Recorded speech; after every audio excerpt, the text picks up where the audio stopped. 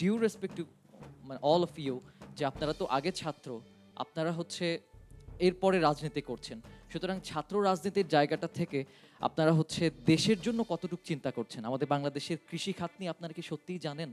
আমার বাংলাদেশের রেমিটেন্স যোদ্ধা যারা, আমার বাংলাদেশের অর্থনীতির সবচেয়ে বড় খাত, গত ২ বছরে ২৭,০০০ রেমিটেন্স যোদ্ধা লাশ এসেছে বাংলাদেশে। এই সব নিয়ে আপনাদের মানে প্রস্তাবনা কোথায়, কথা কোথায়? তারপরে আমার হচ্ছে কৃষি খাত নিয়ে যদি আমি চিন্তা করি, ধান ছাড়া আমার সকল কিছু বাইরের থেকে আনতে হচ্ছে। অথচ বাংলাদেশের হচ্ছে সক্ষমতা আছে ২৫০ প্রজাতির হচ্ছে কৃষি পণ্য উৎপাদন করার। সুতরাং এই বিষয়গুলো নিয়ে আপনারা কেন কথা বলছেন না? আপনারা কেন কথা বলছেন না যে হচ্ছে আমাদের তুলা উৎপাদন করতে হয়, যেখানে আমাদের প্রয়োজন ৭১ লক্ষ বেল, সেখানে আমরা মাত্র ১ লক্ষ বেল তুলা উৎপাদন করতে পারছি।